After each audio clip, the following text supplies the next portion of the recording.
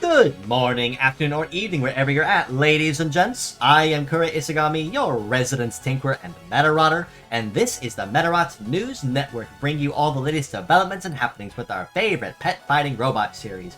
Now, contrary to what we all thought last week with getting a second run and a second week of the Elementals and possibly introducing Earth Chrono 2 to kind of wrap out the Elementals' upgraded forms, it doesn't look like that was particularly the plan. This week around, since we're going to be celebrating the 14th anniversary of Medarot DS, which was released in 2010, it seems like Imagineer had other plans. This time around, instead, we're going to be seeing the debut of the iconic monochromatic Longhorn Beetle twins, the Ragna 6 series, Ragna's 6 left form and right form, as you see here. Now, in addition to that, we do have a number of other events and rewards that can be earned through the course of this event as well, and a handful of other very solid models, roughly from about that same era or so as well. So with that being said, let's go ahead and jump right into what was officially announced for this week, starting of course as with the gacha banners as normal.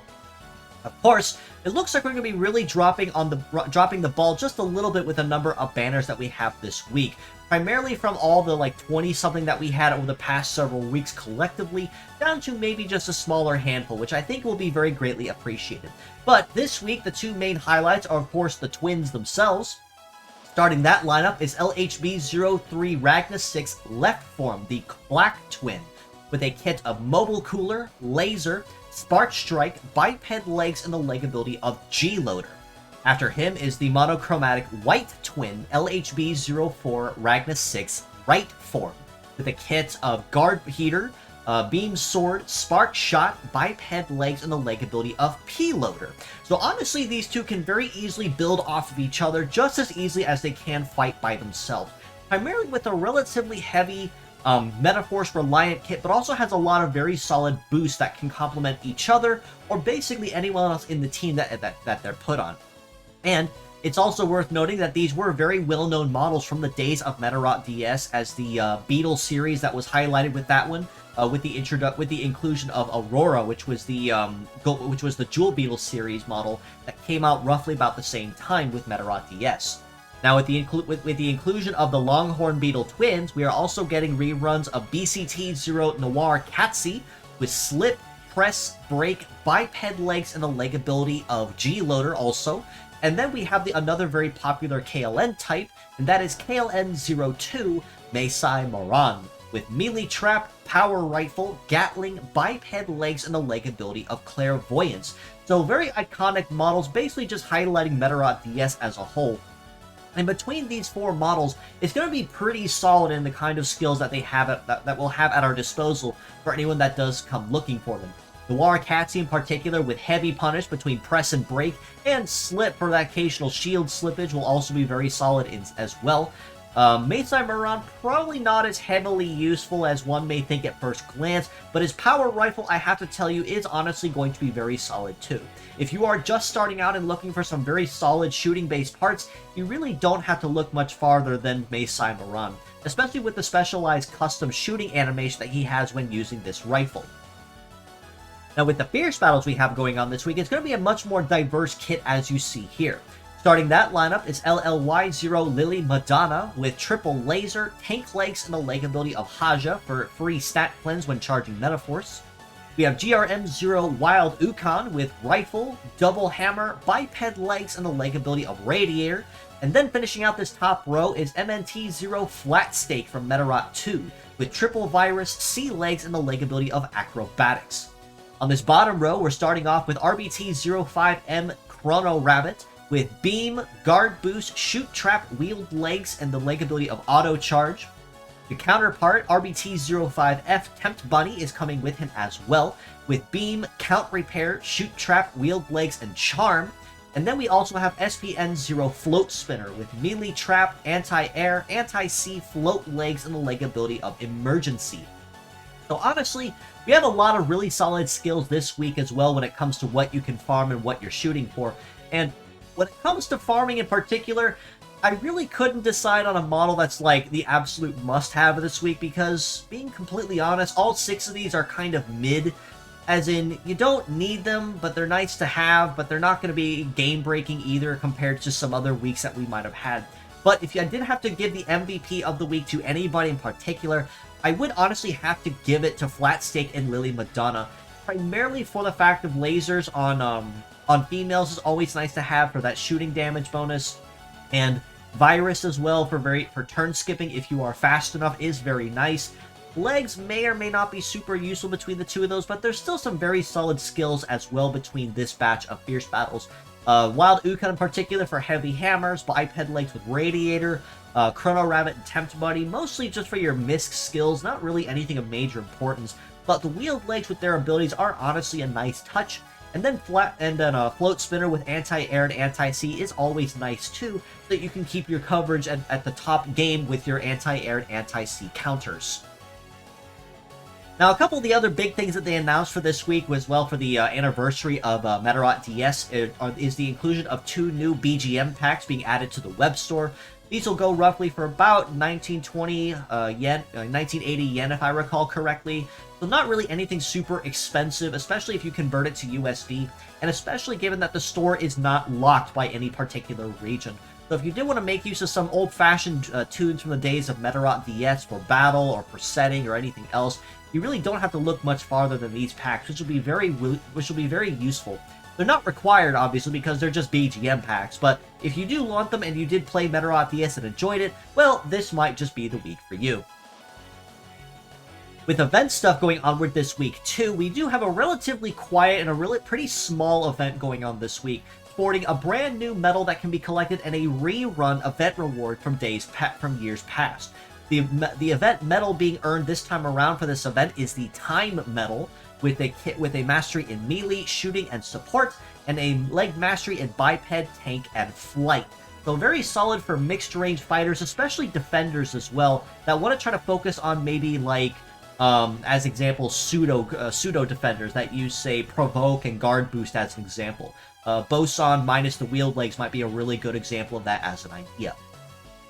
The event model that we can earn in the rerun, by the way, is CHA-01 Saishou Gunshi from Medarot 7, with a kit of field control, mobile boost, guard boost, float legs, and the leg ability of extra magazine.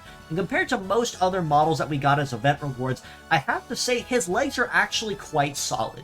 Compared to most others which are gacha only, which are absurdly busted, or the free ones which are usually just kind of mid-range and nothing special, Saishou Gunshi's legs are actually really, really good, and the extra head use that you get out of him as a passive is an added bonus as well that you can make use of if you want to try to keep your terrain compatibility across the board relatively balanced without sacrificing your stats.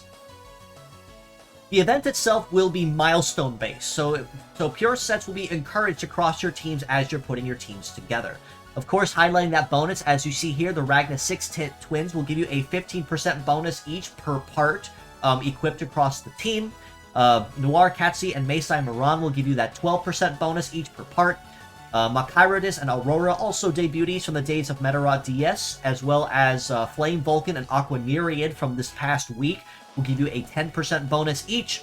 Saishou Gunshi will give you an 8% bonus, and the Fierce Battles at a 5% bonus each. For Medarotters, it's going to be roughly the same case. It's going to be a pretty easy week overall if you've been farming and collecting parts, or even Medarotters and stayed on top of that. For the Medarotters, a 20% bonus for SR Azuma when equipped to the team, 10% for SR ranked Professor Nai and Ikki, a 10% bonus for Azuma of R rank or 5% for N rank. You'll get a 5% bonus for N rank Nai and Ikki, and a 3% bonus for N rank of those two respectively. So like I said, relatively quiet event this week, not anything that's going to be like super resource heavy, unless you really, really love the models from Medarot DS, and in that case, I hope and pray for your bank accounts. But that aside, I honestly think this is going to be a relatively quiet, if not a skip week in terms of stuff that's available, because, like I said, they're not really anything game-breaking. 2 of these are reruns, and the 2 other models are nice to have, but not game-breakingly useful. The other big thing that they announced is that we're also getting more story chapters. So if your Ruby shards and your Ruby collection has been running dry, Luckily for you, the rains are coming soon. Now, of course, we are also getting 2 new Super Invasions featuring the Longhorned Monochromatic twins as well, but we're also getting ones for each one individually, which I found kind of odd. But I like to suspect that they're probably going to be mirroring the requirements between the 2 of these relatively easily, kind of like what they did with Little Lacey and Chaparral Rouge's Super Invasions, where the modifiers were more or less identical, if not mirrors of each other, and then each twin is going to guest star, I guess you can call it, in the other twin's Super Invasion as a enemy NPC. But of course, those rules, like I said, are just speculative. We won't know what they are until the patch drops, and we do officially see what those modifiers are. The other thing that they announced for this week as well is that we are also getting some quality of life improvements that are coming with this next patch. To explain some of those briefly, because I won't spend too much time on them, the first of which is gacha banners will now be sorted for easier access and navigation. They did show this in kind of like a separate tab or like a separate page that's pulled up when you're searching for them. Kind of like a sorting page like what they did with parts and metals. So I think that's going to make it a whole lot easier so you're not having to scroll constantly through like 15 to 20 different banners to look for one specific one. So a very nice quality of life update there. There will be a new paid banner that's going to be going around called the Start Dash, which will be primarily geared toward new players, but also have a hand in featuring to the veteran players as well. The short of this is, because it is kind of elaborate based on how they're explaining it, a very specialized paid banner will be coming around here and there, and when you draw in it, which again, it's paid, so you have to use paid rubies to roll in it, you will be getting tickets upon a certain number of pulls. Collect a certain number of pulls, and you can redeem these tickets for certain limited time pickup models that are normally only available when their banners come around. Kind of similar in the sense that it is with the meta search, and you can use the meta points to earn and redeem towards specific parts. But again, this is going to be a relatively new thing, so it is probably going to fluctuate with how it is, what it is, and how it behaves. But as a way for veterans to get a hold of models that maybe have not been rerun very often, if at all, or if they missed out on ones or only got pieces of ones that they were looking for, this might be a really good way to keep things fresh for that. Albeit, it is going to be for paid rubies and a paid banner exclusively. We will have to see if maybe they'll hand out those tickets in events or super invasions or limited time rewards kind of things, which would honestly be the way I would go about it if it were my choice. Lastly, there was also a really big correspondence and celebration about the game Medarot S being available on the Google Play Beta, which I've started seeing in comments more and more often. Which means it'll probably be a little easier for people to be able to find the game without it being region locked to specific stores. To my knowledge, anyway. The other thing that was mentioned is that they are now permanently removing the account linkage to Facebook and to Twitter. So if you did have your account linked to either of those, that method will be disappearing, and you will need to link your account properly with an actual Google account. Now, being completely honest, I'm okay with this because having the Google linkage will be very good so that you can keep it universal for that very purpose. Whereas if Facebook or Twitter go down, or you stop using the platforms or whatever, your game data is going to be kind of tied to that. So, like I said, not a lot of really big updates with the quality of life stuff, but still going to be some very nice things that I'm looking forward to seeing once they are officially implemented. On the community front, we are always looking for translators to assist us with any current projects or endeavors that we're working on. Right now, Medarot 3 is still in its current tentative completion state, so if you would like to play the game in its moderate completion, minus a couple spelling bugs or a couple gremlins still in their code that need cleaned and fixed, the patch is basically ready to go. All you need is a Medarot 3 ROM, patch the ROM, and you're done and ready to go and ready to experience the story of Medarot 3. We would love to work on other titles such as Medarots 4 and 5 and Navi as well, but we need the manpower to be able to do so.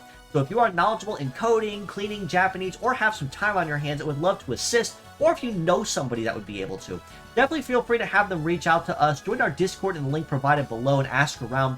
We will get you in touch with the right people to fill you in on what has been done and what still needs done up to this point. Now, at the weekly art highlights here on the MNN, I had an art stream on Sunday at you guys' behest, since you guys obviously like that more than me playing games. And honestly, this was the result of that Ori Meta stream, and I honestly really like it. You guys really knocked this one out of the park, much like you did with J-Plane a couple weeks before with the Ori Meta art streams. The theme for this one was silly, so we had a lot of ideas around like clowns and jesters and masquerade, and a lot of very funky or very contrasting colors, and my chat basically took that idea and ran with it, much like they did with J-Plane and cartoon theme. So honestly, I'm happy with it. I really like how it came out, and even deciding that this one was going to be female instead to kind of break the mold on there was a really nice touch too. I do plan on hosting things like this more and more often, especially with these streams since they are more moderately successful. So if you do want to stay tuned with that, definitely follow me on Twitter as well to keep up to date on when I do stream so you can tune in.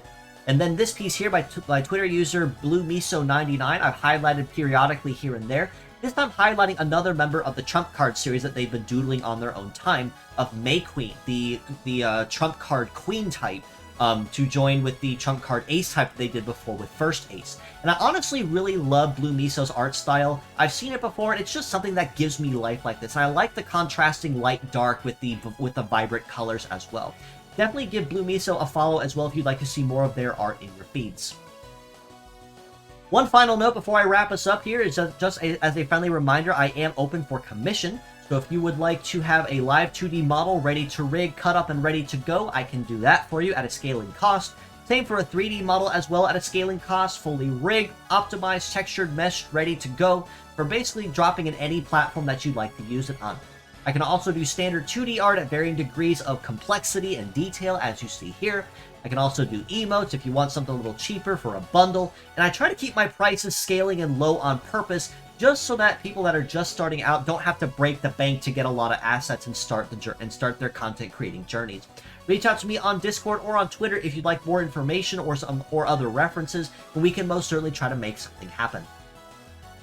But with all that being said, I believe that covers everything for this week's episode. So, like I said, not anything really big or huge, and this is going to be a relatively quiet or even a skip week for some, which I think is going to be very openly welcome.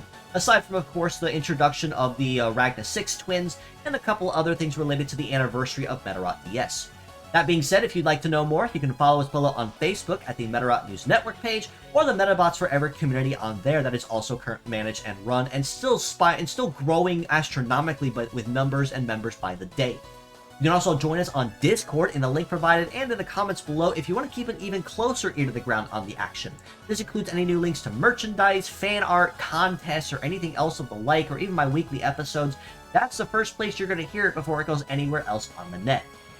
Lastly, you can also follow me on Twitter at ItsuGamiKura if you have any questions or feedback or comments, or would love to ask me or even collaborate or commission me for something. I leave my DMs open on purpose for that very reason.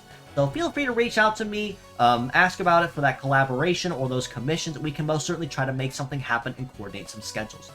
Lastly, do give my dear friend Mo and CHSci a follow as well on Twitter, which runs the unofficial Medarot fan page on there that I work very closely with, and Twitter user TypeCKW, both of which are also fantastic artists. I really cannot emphasize enough how wonderful their art is, and just how much it gives me life to see their art in my feed when they post updates. Perfect for wallpaper stuff for phone or tablet, or great for stuff to see on your feed as well and stay in the know with anything to do with Medarot. But with all that being said, as always, I do appreciate you all for stopping by, just as you always do. Until next time, this is your host, Kura Isagami of the Medarot News Network, signing out.